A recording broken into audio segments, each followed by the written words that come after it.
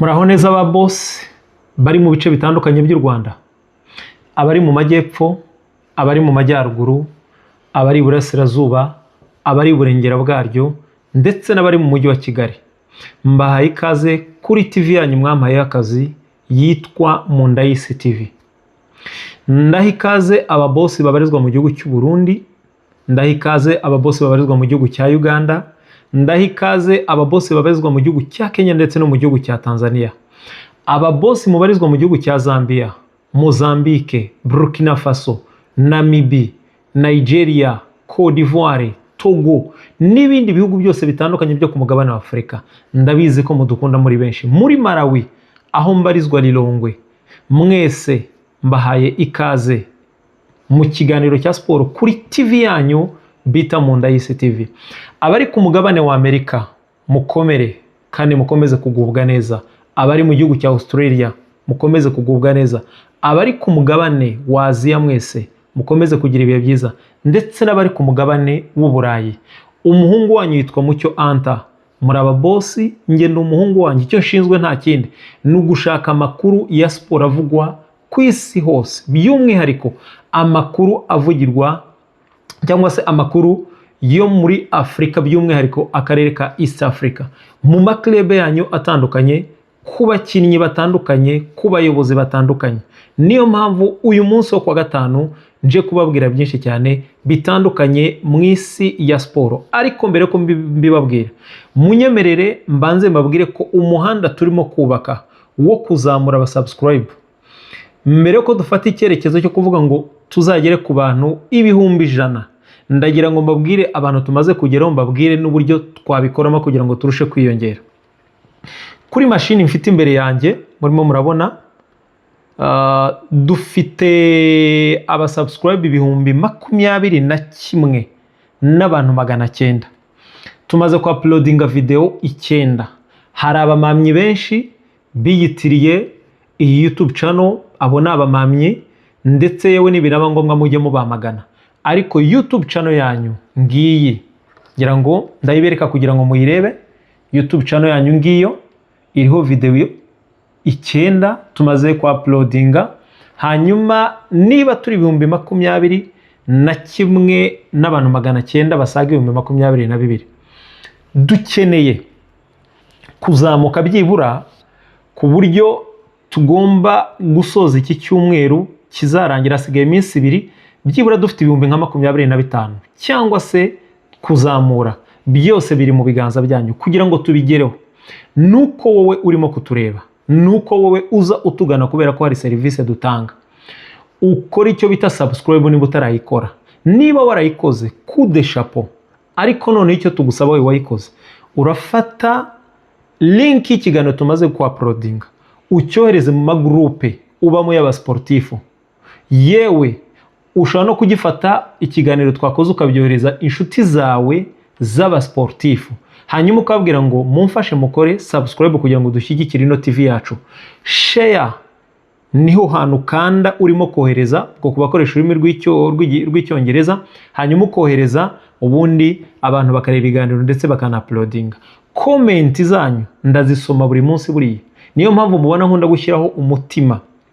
Impamvu ushyiraho umutima, narebye gusubiza buri wese bishobora kuba byatwara umwanya, ariko ndavuga ngo reka nyeshyiraho umutima nkwereke ko ibyo wanditse nabyegereje umutima kandi nabehe agaciro, ndetse bimwe mu batanga inama tuzagenda turushaho kubinoza ndetse no kubikoraho.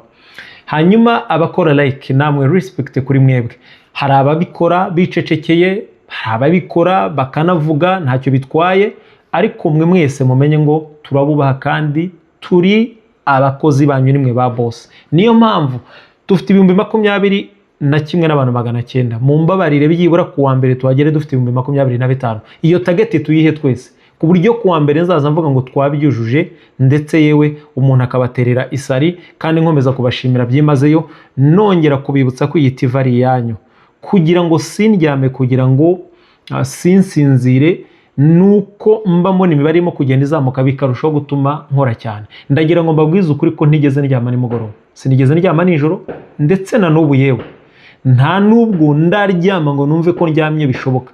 Kubera iki? Ndimo ndashaka amakuru ahagije, kubera ko amakuru dutanga ni amakuru ari unique adasanzwe, kubera ko biroroshye kumenya ko umukinnyi runaka yakoze move cyangwa asezerewe, ariko ntumenye detail n'iki kiri behind n'iki kiri inyuma. Niyo mpamvu tubabwira ngo iyi TV yitwa Munda y'Isi TV, tubaha amakuru undi muntu atamenye, undi muntu atababwira. Uyu munsi rero tuje kuganira iki? Tuje kuganira ibintu nka bibiri cyangwa se amaklub abiri tugiye kuganiramo, ariko muri amaklub abiri turaganira igice kirimo abatoza, igice kirimo abakinnyi, igice kirimo n'abayobozi, ubwo ni ibice hafi bitatu. Turaza kuganira ku ikipe bita Nyamukandagira mu kibuga kikesa imitutu, APR Football Club. Turaza kuganira kuri ekipe bita Rayon Sport, isaro ry'Inyanza n'andi mazina atandukanye abakunzi bayo bayitazira. Munyemerere nihute cyane, ntabwo ndi buze gutinda. Ndahera muri ekipe ya APR Football Club. Iyi kipe y'ingabo z'igihugu murabizi neza ko ni ikipe ifite abakunzi benshi ku isi, ni ikipe ifite abafana benshi ku isi, ni ikipe ifite ubuyobozi, ni ikipe ifite abakinnyi, ni ikipe ifite abatoza, ni ikipe ifite buri kimwe cyose. Ni uruganda mu zindi nganda kimwe na Rayon Sport ndi buze kugeraho. Iyi kipe y'ingabo z'igihugu irimo irakubanira igikombe cya shampiyona n'ikipe ya Rayon Sport. Rayon Sport irasa nk'iyamaze kuyisiga bijyanye n'uburyo ikipe ya APR yagiye itakaza match zimwe na zimwe zitari ngombwa. Nyuma y'uko bibaye, APR baje kwicara barongera baratekereza, baravuga ngo kuki tutagira ibyo duhindura kugira ngo ekipe yacu yongere isubirane cya gitinyiro.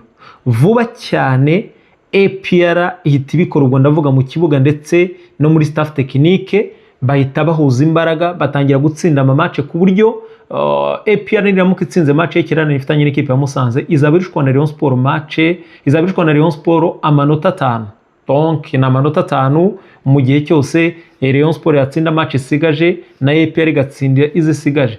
Amanota 5 kugira ngo yakuremo ni match bigiri watsinda undi akazitakaza. Bivuze ngo igikombe ni 50 ku ruhande rwa ekipe ya APR ndetse no ku ruhande rwa ekipe ya Rayon Sport ni 50. Impamvu uvuga ngo ni 50 ni iyihe?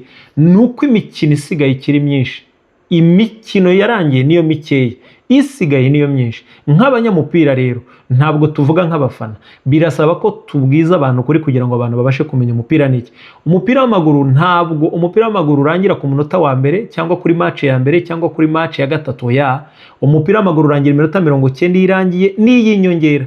Champion irangira iyo mukinnyi imikino yose ikarangira phase retour yose ikarangira, nibwo umenya ngo champion yegukanywe na runaka. Niyo mpamvu rero nkomeza kwifuriza amahirwe masa aya makipe abiri, buri wese uzarusha undi azegukana shampiyona. Cyokora ndifuza ko aya makipe abiri yasohokera u Rwanda, imwe izatwara shampiyona indi tware cy'amahoro, ariko ndaha buri wese amahirwe yo kuba yakwitwara neza. Biranashoboka ko buri ikipe imwe ishobora kuba yatwara n'ibyo byombi rwose. So narimereye kuri APR rero mvuga nti nubwo izarushwa igifite akazi na Rayon, igifite akazi ko kuhegika Rayon Sport, munyemere mbabwira ikipe y'ingabo z'igihugu amakuru mfitemo yo Munda y'Isi utasanga handi. Iyi kipe y'ingabo z'igihugu nyuma yo kugura abakinnyi bagera kuri 7 umwaka wa mbere bahinduye politiki, bakavuga ngo tugiye gukinisha abakinnyi b'abanyamahanga. Murabizi ko baguze abakinnyi 7 b'abanyamahanga barimo Pavel Inzira, mukinnyi w'umunya Congo Brazzaville muzamu, bagura Benjamin Banga umunyakameruni, bagura Tade Luanga kapiteni wa ekipe y'igihugu ya Uganda, bagura Shaybob, bagura Apam, bagura Mbaoma ndetse na Pichu. N'abakinnyi 7 ikipe ya APR yaguze. Nyuma yo kugura abo bakinnyi 7 byabaye ngombwa ko umwaka ukurikiye nabwo bongera kujya ku isoko bagura abandi 7, ariko barya ba mbere hari hasigayemo mbarwa kubera ko bari barekuye Shaybob, murabizi bari barekuye Banga Benjamin, yewe na Bemur utarigeze ukina, abandi bo bari bahari bapfa kugerageza bagakina rimwe na rimwe. Hanyuma icyabaye nuko muri abo bakinnyi 7 baje kugura nabo baje bahura n'abandi, guhura n'abandi APR yakoze imibare y'abanyamahanga bemeye gukina muri shampiyona y'u Rwanda, basanga umubare ni mwinshi, bakora ibintu mu buryo bw'ibanga buhanitse. Niyo mpamvu nababwira ngo nayo Munda y'Isi utasanga handi. Buriya abantu benshi ntibari babizi, ariko reka mbibabwire. Abafana ba APR bahoraga bibaza ngo kubera iki umuntu bita Apamu Bemoro Asongwe w'imyaka 23 ubundi amazina ye yitwa Joseph Vianney Apamo Asongwe Bemor, ni umunyakameruni. Iyo urebye ku byangombwa ubona handitseho 23, ariko iyo urebye imbaraga ze nawe akirete mu kibuga, mbabwiza ukuri uriya muntu arayirengeje nubwo ntazi yariyo. Apamo buriya abantu bibazaga ngo kuki atakinaga uyu mwaka wa kabiri, wa mbere yaje aburiya, yaje ari hejuru. Murabyibuka ko yigeze gukina match ya Rayon Sport na APR, aburiya ari hejuru cyane ashambura Nyamirambo, ababyibuka yarahitanye umuntu bita Serumogo. Noneho uyu mwaka abantu bamuburira irengero, ariko nanone umwaka wa mbere nubwo yakinaga nubwo yashamburiyaga, ariko ntabwo yigeze atanga resultat, donc nta statistique yari afite, nta bitego, nta assist, nibyo byatumye ava mu kibuga. Ariko icyo bita one on one kuza gusanga byabaga ari ibindi bintu. So uyu mugabo rero bita Apamo Bemor sezo ya kabiri yarushijeho kuba mbi, nyuma y'uko umutoza bita Darkonovic asimbuye Thierry Foroge. Bazanye Darkonovic hageze akoresha abakinnyi test ya physique. Kuba akoresha test ya physique, yarebye ibirometero uyu muhungu bita Apamo yakoreshaga mu kibuga, bagezaho bamwambika GPS kimwe n'abandi bakinnyi, babona imibare y'ibiri hasi cyane. Umutoza ahita abwira ubuyobozi, arabwira ngo uyu mukinnyi mushaka uburyo muvugana nawe ave muri APR. Donc ntabwo nzamukoresha, ntabwo ari muri gahunda zanjye, ntabwo ari muri gahunda zanjye. Kimwe n'aba bakameruni bandi muzi barimo basanda bagiye muri equipe ya Marine. Apamo arababwira ngo ku noti yanjye 2500 mpeyamuka, urumva ni hafi miliyoni 3 z'amafaranga y'u Rwanda, ntibishoboka mumbarira yanjye imbumbe yose. Niba mutampaye imbumbe yanjye ntabwo ndi buze kuva hano. Barikanga, timu ya Wageshi warashiduka, baravuga bati pas possible, gute dushobora gufata amafaranga yose tukayo uyu muhungu? Barareba basanga ntabwo bishoboka. Icyo gihe ubuyobozi birumvikana bushya bwa APR bwari bugezeho, baravuga bati ntibishoboka. Icya kabiri, amafaranga ntabwo akiva muri budget ya APR, kuko APR cyangwa se Minadef ntikigira budget ya equipe. Budget ya equipe isigaye iva muri Ministeri y'Ingabo. Ayo mafaranga niho ava, raporo yose niho itanga kila kitu. Baravuga bati ibi bintu ntabwo twabona uburyo tubijustifie, reka tureke uyu muntu akomeze muri equipe. Babwira umutoza bati rero byihanganire ubane n'uyu muhungu, ntibizashoboka. Umutoza avugana n'ubuyobozi bwa APR mu buryo bw'ibanga. Ayo nayo mu nda y'isi, ayo nayo mu nda y'isi, kugira ngo ajya kugeraho kugiye unabone notification ko twa uploadinze, biragusaba gukora icyo bita subscribe. Ndongera kubibasubiriramo, ababikoze ndabashimira, abatarabikora namwe mubikore. Niba warabikoze, kora icyo bita share, wohereze mu groupe no ku nshuti zawe, babwire ngo mukore subscribe kugira ngo tubashe gushyigikira iyi TV yacu bita mu nda y'isi TV, duha amakuru utasanga ahandi. Nibyo nari mbabwiye. Umutoza wa APR yagiye inama n'ubuyobozi bwa APR, bumvikana ko Apamo Bemor bagiye kumuhisha, bakajya bamuhemba agakora imyitozo nk'abandi bakozi, niba nabimubwire, kubera ko ashobora kuba yabarega, bishobora kuba byateza ikindi kibazo. Ariko baravuga ngo ntitumuhe lisanse, ntazajya kuburana muri Ferwafa, ntawe uzabimubwira. Kubera iki? Kubera ko natazajya yibona kuri 18 azajya atekereza ko wenda ari ikibazo cya performance iri hasi. Buriya abafana ba APR ntibari babizi kano kantu mukamenya. Apamo Bemor impamvu wabonaga ataza muri 18, mwajya mu myitozo mukabona yagiye ku ruhande cyangwa se arimo arashambure. Apamo buriya arinze ava mu Rwanda, yahagurutse mu Rwanda kuwa 4, yahagurutse mu Rwanda kuwa 4 mu gitondo, kuwa 3 mu gitondo saa 4 nibwo yahagurutse Kanombe yerekeza wabo muri Cameroon. Arinze ava mu Rwanda ataramenya ko atarafite lisanse muri Ferwafa. Buriya nta lisanse arafite muri Ferwafa, ariko APR amuhembaga miliyoni ziwe 3 za buri kwezi zajyaga kuri konti. Uyu muhungu rero nyuma y'uko umutoza adashimye umusaruro, ejo bundi ubuyobozi bwa APR bwaricaye, baravuga buti rero wa mugabo bita Apamo, tuganire, tujye inama, dufatikanye, dufashe natwe tugufashe, reka tuwacane wazima, uci buryo natwe duce ibumoso. Apamo arababwira ngo mu cyubahiro mbagomba mumbarire imbumbe yanjye. Barabwira bati rero reka tuguha ameza 2 wigendere, miliyoni 6 ku meza. Apamo atandukana n'ikipe bita APR mu buryo buri officiel kandi mu buryo budafite inkurikizi. Uwo ni umukinnyi wa mbere mbabwiye ibyiwe abantu batari bazi. Buri Apamo yaramaze umwaka nta lisanse afite muri equipe ya APR mu buryo bw'ibanga. Byari bizwi n'umutoza n'abayobozi, bamwe mu bayobozi ba APR, ariko nta wundi muntu n'umwari ubizi. Ayo nayo mu ndahise utasanga hano. Ubu Apamo tuvugana ari mu gihugu cya Cameroon wabo. Championnat imaze journée 2 itangiye, amakuru ahari nuko ashobora kujya muri ekipe bita Koto Sport de Galo. Turacyarimo kubitohoza, tuzabigaruka tubabwire ayo mu nda y'isi. Mvuye kuri APAM nihuse cyane, ngiye ku musore wa kabiri. Uyu mutoza wa APR Darkonovic, nyuma yuko arebye akavuga ngo mu bahungu bamfasha harimo n'abatamfasha, nzagumana naba muri phase retour, nibishoboka ikipe kanyemerera nshobora kongeramo abandi muri phase retour. Uyu mutoza Darkonovic yamaze kubibwira ubuyobozi bwa APR, ariko ubuyobozi ntiburicara, ntiburafata decision. Aya ni amakuru mvana muri dokima z'umutoza bita Darkonovic kuri kamera, kuri recorder zohereza cyane cyangwa zikurura cyane ibintu biri kure cyane, ku buryo fata mfite ibikoresho nshobora kohereza recorder yanjye nkayohereza kure cyane. Abantu bazi Shyorongi hari hejuru ku gasongero kaburi hejuru, ukohereza recorder yawe cyangwa ukayifungura igakurura ibintu biri mu kibuga hagati. Ku mpapuro z'umutoza bita Darko amaze iminsi agendana, yabwiye abayobozi ba APR ko atifuza gukomezanya n'umuntu bita Chidiebere Johnson Nobodo, atifuza gukomezanya n'uyu muhungu w'imyaka 20 yanditse ku byangombwa. Kubera iki? Aravuga ngo uyu muhungu kwiyadapta byaramunaniye muri shampiyona, kwiyadapta muri groupe byaramunaniye. Ni umuhungu ubona uri calme cyane, ni umuhungu ubona udafitinga mu byo nifuza, ni umuhungu ubona utiteguye kwihuta ngo ajyane n'umuvuduko nifuza. Siniteguye kujyana nawe, siniteguye gukomezanya nawe. Niba bishoboka, bayobozi ba APR muvugane n'uyu mukinnyi bita Johnson Chidiebere Nobodo, murangizanye nawe, sinifuza gukomezanya nawe.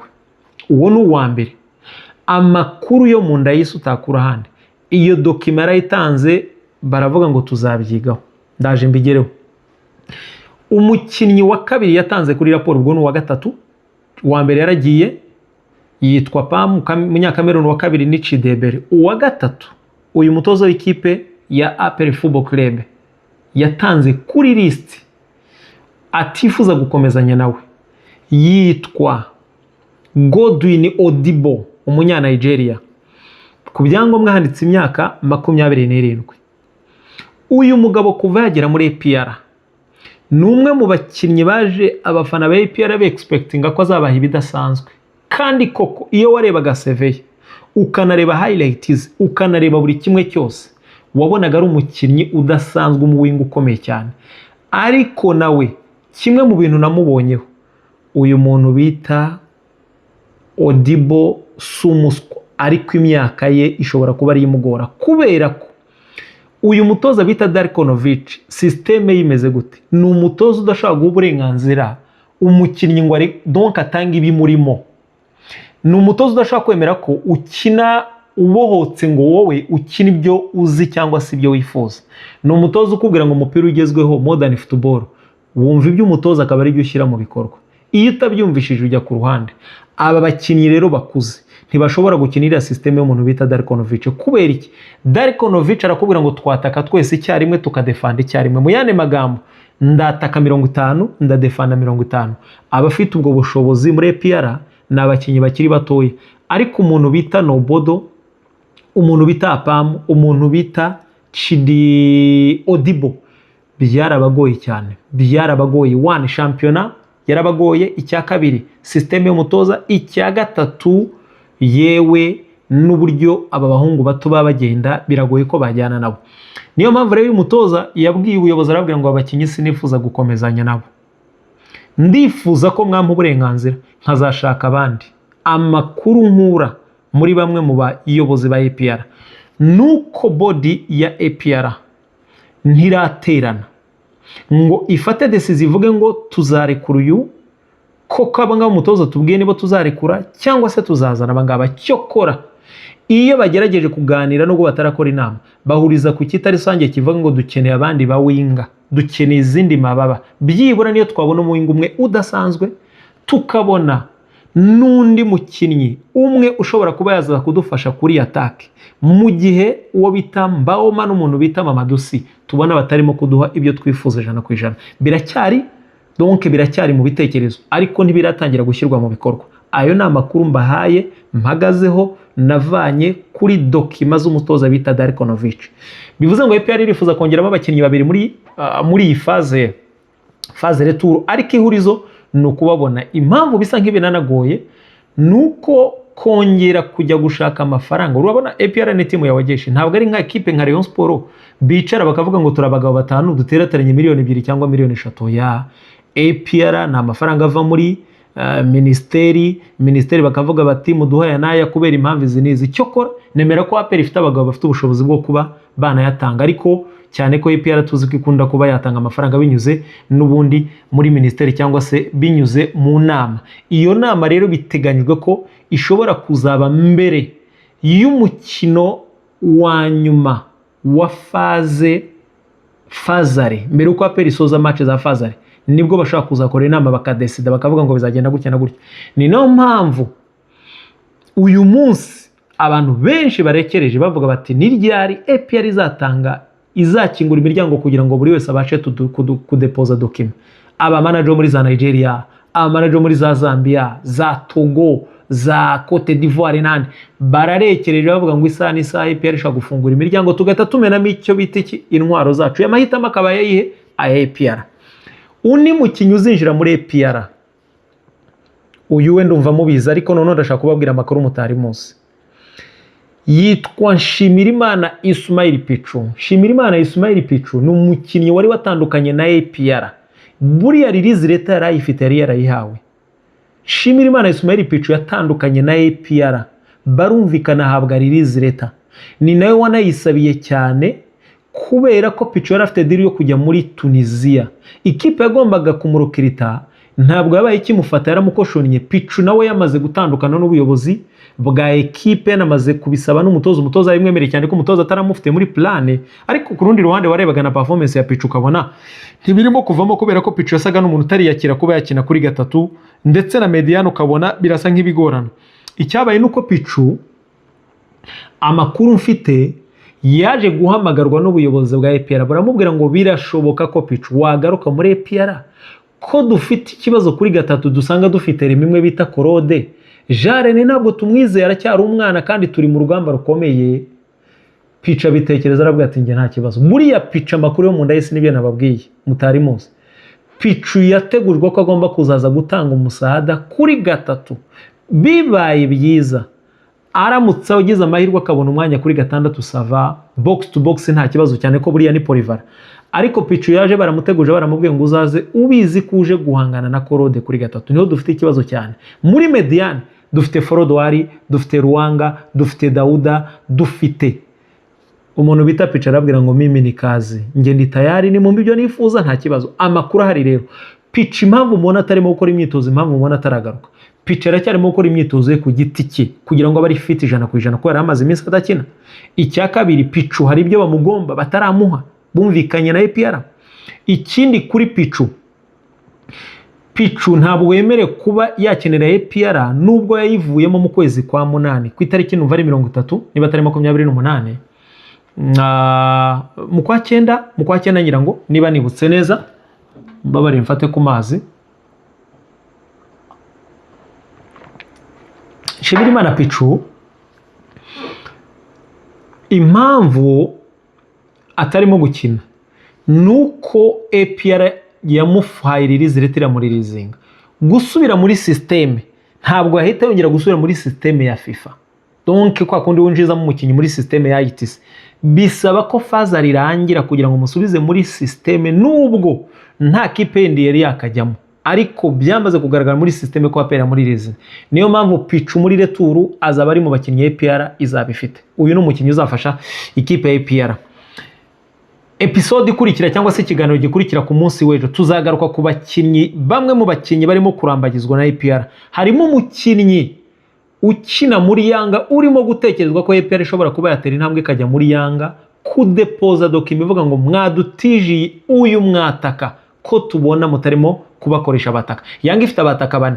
Yanga ifite umwataka bita Prince Dube w'Umunyazimbabwe, bafite rutayizamu umwenegihugu bafite Kennedy Musonda w'Umunyazambia, bafite umukongomani Jean Bareke ndetse yewe bakaba bafite n'uyu mwene gihugu muremure namwibagiwe izina ryiwe ndaza kuryibuka yitwa nde mana yanjye we ko mbyibagiwe ra reka ndebe uyu mwataka muremure kino gihungu kirekire cyataka cy'igihanga cyane cyataka cy'igihanga ku rwego rukomeye cyane cyataka cy'igihanga cyane gito cyane cyitwa ngo iki ndakibagiwe kanze ndebe nkomeza kubibutsa gukora subscribe birumvikana abatarabikora namwe mubikore kugira ngo murusheho kuzamura channel yanyu yitwa Clement Muzizi si ukuntu yaranyibagiye Clement Muzizi muri aba bataka pere namenye ko barimo gutekereza kuba bajya gutira yumwe tuzamugaruka ku munsi w'ejo APR ku munsi w'ejo tuzagaruka kuri umwe mu bakinyi bashobora kujya gukina hanze dufite invitation ye yamaze kutugeraho bano bo manager turimo kwigana nabo ano makosi hari umwe mu manager wanyeretse invitation y'umukinyi muri APR ndayifite hano nzayibereka ku munsi w'ejo ayo no mu ndayise utasanga handi iyo ni ikipe bita Nyamukandagira mu kibuga tuyiteretseho akadomo ibindi birambuye tuzabigaruka ku munsi w'ejo gusa icyo nababwira abakinyi umutoza Depoje avuga ko yifuza ko babaririzinga ariko akanagira nabo yifuza ko baza gufatikanya ubwo ibindi birambuye kuri Nyamukandagira tuzabigaruka ku munsi w'ejo ibindi twerekeze mu yo bita Rayon Sport isaro ry'Inyanza gikundiro cy'abareyo nandi mazina bayitazira Mama Mia Signorinta ho Rayon Sport ndavuga ibintu bibiri ndavuga kuri transferi mvuge no ku nama yaraye ibaye ni inama yabereye Nyarutarama yahuje ubuyobozi bwa Rayon Sport burangajwe imbere na Tadeu ukuriye FC ndetse na Muvunyi uyoboye body ya Rayon Sport n'abandi bose harimo Meya Murenzi Abdallah wahoze ari meya birumvikana harimo n'abandi bagacinya bashinzwe recruitment ba Prosperi ba Patrick n'abandi benshi cyane mwarabibonye ibyo ngira ngo ntawe utabizi ariko icyo ngiye kubabwira ni ibyavuyemo bimwe mu bintu abantu batazi nayo mu ndayise baganiriye ku bintu bitatu icyambere bashyizeho akanama nkemurampaka karangajwe imbere na Salvatore icyo singitindaho icya kabiri baganiriye kuri issue bya raporo byo simbitindaho byo murabizi cyane baganiriye ku kibazo cy'abakinnyi batarahabwa recruitment muri Rayon Sport benshi mu byo baganiriye basanze Rayon Sport ifite amadeni y'abakinnyi igomba kwishyura recruitment basanga bafitiye salaire abakinnyi ukwezi kumwe basanga bakeneye kujya ku isoko kandi Rayon Sport bakaba bafite amafaranga ari kuri konte ya company itandukanye na konte Rayon Sport association yari isanzwe ikoresha ayo nayo mu ndayise amafaranga yavuye kuri match ya Rayon Sport na APR yose aracyari kuri konte ya company ariko konte ya company kubera ko batarahererwa uburenganzira bwo kuba iyo konte yatangira gukora movement niyo mpamvu amafaranga asa nk'agihari hari ibyo basabwe kugira ngo buzuze n'urwego rwa RGB Rayon Sport yavuye muri RDB mu badaharanira inyungu ijya muri RGB mu baharanira inyungu company niyo mpamvu amafaranga yose yavuye kuri Stade National Amahoro Remera aracyari kuri iyo konte nayo mafaranga rero nibamara kwemererwa kuba bayakoresha bazaza bishyuriye amarecruitment y'abakinnyi bazaza batanga amasalere bazaza batange buri kimwe cyose niyo mpamvu ku munsi w'ejo bahisemo kuvuga ngo umukinnyi wese dufitiye recruitment uwo dufitiye salere baramuka baduha uburenganzira turahita tugira gutyo cyo bita kurekura icyo bita akavagari ku bwatsi mikwaju y'inoti kwaju y'inoti wowe nangahe chukua wowe nangahe chukua wowe nangahe chukua hanyuma mbere yo kongera kuri recruitment bahitamo kuvuga ngo ntitugomba kudoza ngo turekure Rayon Sport ifite abantu 50 buri match buri munatanga inoti ya 200 bafite urubuga babamo inoti ya 200 match ya na APR buri wese atanze inoti ya 400 na amafaranga yandi ategura mbere ya match gutegura mu buhe buryo ni prime zitangwa ku bakinnyi ndetse n'ibindi bitandukanye muzi biba bisabwa kugira ngo ikipe ikine match iri tayari byose ifite abo bantu baravuga ngo tugomba gukomeza gushyiramo imbaraga kandi ntitugomba kudoza. Icyo ni kimwe mu bintu byaganiriwe kandi bigomba gushyirwamo imbaraga. Ikindi cyaganiriweho tugiye ku bakinnyi, baganiriye ibi bikurikira. Baravuze ngo timu ishinzwe tekinike buri irimo Gacinya, irimo Prosper. Baravuga ngo twaganiye n'umutoza bita Robertinho nayo mu ndayise, aratubwira ngo ntiyifuza aba bakinnyi bakurikira. Umukinnyi wa mbere atifuza Robertinho adashaka no gukozwa ndetse n'ubuyobozi bwa Rayon Sport bwahisemo kurekura, yitwa Aruna Musa Majaliwa wavuye muri ekipe bita Bumamura za muri Rayon Sport. Uyu muhungu w'umukongomani ukina ikipe y'igihugu y'abarundi. Amakuru mvana mu ndayisi muri iyo nama, kamera yanjye yari ihari ndetse na recorder yari iri munsi y'ameza nk'aya ngaya, bafashe icyemezo kivuga ngo uwo bita Aruna Musa Majaliwa ntago twifuza gukomezanya nawe kubera ko ni umukinnyi udashobotse, ni umukinnyi utumva, ni umukinnyi usuzugura, ni umukinnyi ugoye muri angre zose. Bahitamo kuvuga ngo uyu muhungu bita Aruna Musa Majaliwa tuwacane naye.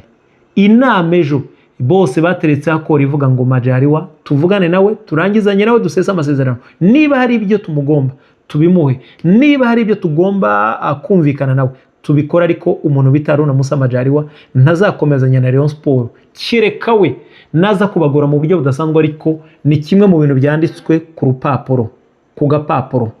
Baravuga ngo Aruna Musa Majaliwa ntibazakomezanya nawe.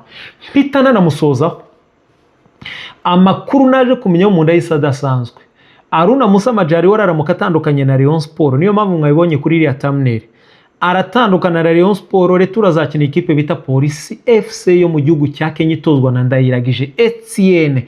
Bakubwira ko mu bakinnyi Etienne yakundaga muri ekipe y'igihugu Intama mu rugamba, inkora mutima ye ya mbere n'umuntu bita Aruna Musa Majaliwa.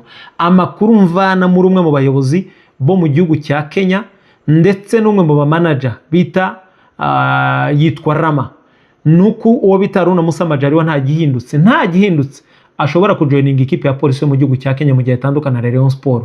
Gusa ibiganiro birarimbanyije ntibirarangira. Umukinnyi wa kabiri umutoza bita Robertinho yifuje kudakomezanya nawe, yateretse ku gapapuro bagaterekaho bakaganira ku munsi w'ejo.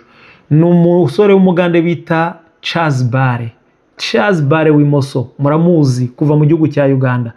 Amakuru baganiriye bemejaho nkura muri recorder yanjye yari iri hano munsi iryamyeho y'umutuku isa nk'iyi mashini, nk'uyu mupira nambaye. Numvishije amajwi ya bamwe mu bayobozi kuva kuri Muvunyi, kuva kuri Tadeo, kaza kuri Bagacinya, bavuga ngo Charles Bare nagende n'ubundi nta cyarimo kudufasha, tugomba kumusimbuza. Charles Bare bidasubirwaho mu nama bemeje ko Charles Bare nawe bagomba kumuganiriza bakarangizanya, agasubira iwabo Kampala na Mirembe. Amakuru nyesha umwe mu manager mu gihugu cya Uganda n'umwe mu bantu muri UR, nuko UR yatangiye ibiganiro n'umuntu bita Charles Bare ku buryo arava muri Rayon Sport ahita yinjira muri UR yo mu gihugu cya Uganda, iyo bayita Murera nayo mu ndayise. Ndongera kukwibutsa gukanda subscribe niba utarabikora, niba warabikoze kora share mu magroupe ndetse no ku nshuti zawe kugira ngo tuzamure imibare. Twavuze ngo umuhanda wacu kugera ku wa mbere tuwerekeze ku 2025. Ubu ntekereza ko tumaze kugera mu 2022.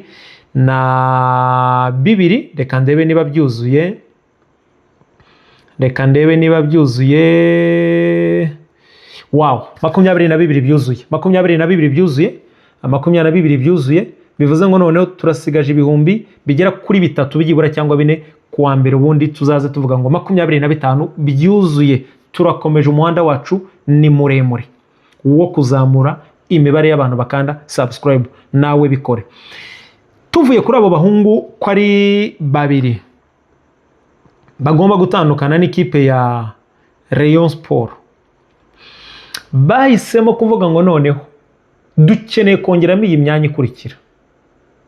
Muri iyo nama ni amagambo y'abayobozi ba Rayon Sport bivuganiye, n'amajwi ndayafite kuri recorder, si ngombwa kuyakina kugira ngo batazajya bavumbura iyo recorder aho iri. Bahisemo kuvuga ngo tugomba gushaka nimero 6 wundi w'umunyamahanga ukomeye udasanzwe. Mama mia signorita, mana y'isi n'ijuru, uwo nimero 6 Rayon Sport imirashaka uwo namenye. Nibaramuka koko birangiye uwo muntu aje gukina muri Rayon Sport iyo 6, ntacyo kubaza, izaba ari gatandatu ihanagura imeze nka Dawuda.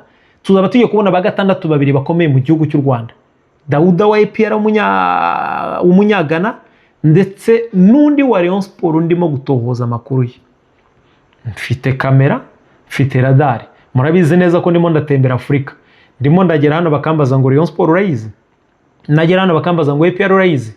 Bivuze ngo inkuru z'aya makipe zose ndimo ndahura nazo ku bwinshi. Mazi ni meza mw'abantu, mazi ni meza kabisa. Iyo bavuze ngo ubuzima bugira umuze, baba bavuze gukora siporo ndetse no kunywa amazi ukagira ubuzima bwiza. Munyihanganire.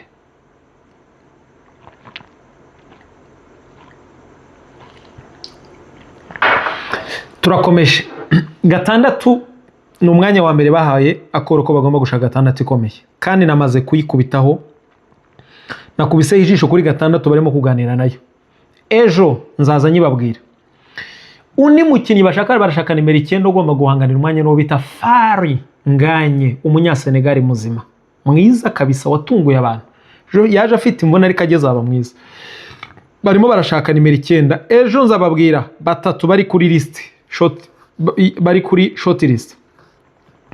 Undi barimo gushaka no umuwinga ugomba gutanga akazi kuri Iraguha Haji ndetse na Azizi Basane, ariko w'umugoshe uwo namenye bari kuvugana nawe azemera mw'abantu mwe, ariko mbega umuwinga we yatwara baro. Iyo arimo gutwara baro uwo muwinga ntabwo yitwara kwa kundi utwara baro ugira gutya, oya, nta nubwo atwara baro gutya.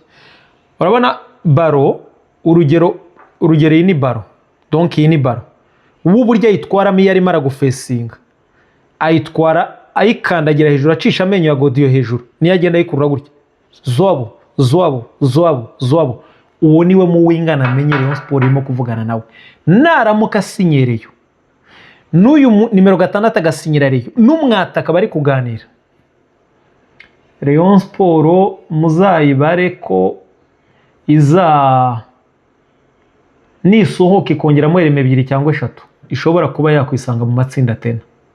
Kandi ibyo mvuga kuri rero ni nabyo mvuga kuri APR, ariko bikazaterwa nuko bitwaye ku isoko. Kuganira ni kimwe no gusinya n'ikindi. Niyo mpamvu nirinze kubabwira byose. Iyi ni part 1, ejo ni part 2 kujyanye na transfer. Mbabwiye ibijyanye no gusohoka, nibijyanye na raporo z'abatoza.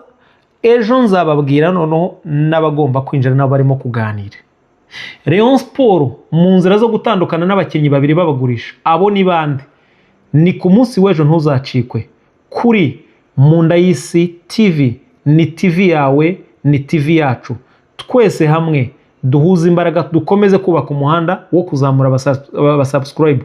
Turi 2022, nyaboneka tugere kuwa mbere dufite 2025 birenga, dukomeza tuvuga ngo target yacu byibura ni 100,000. Nyuma y'100,000 tuzeya indi target. Ndabashimiye. Yari umuhungu wanyu Mucyo Anta. Mukomeze kugira ibihe byiza. Ku munsi w'ejo tuzasubira noneho twinjira turebera hamwe liste z'abakinnyi bazinjira ku mpande zombi. Amahoro y'Imana bane namwe, ndabakunda cyane kandi mbahoza ku mutima. Sinsinzira kubera mwebwe, oya, ndimo ndashaka amakuru ku bwinshi. Vuba cyane turamitinga i Kigali, abari Rirongwe mu gihugu cya Malawi. Mushatse mwaza kunsuza ntacyo bitwaye. Murakoze cyane.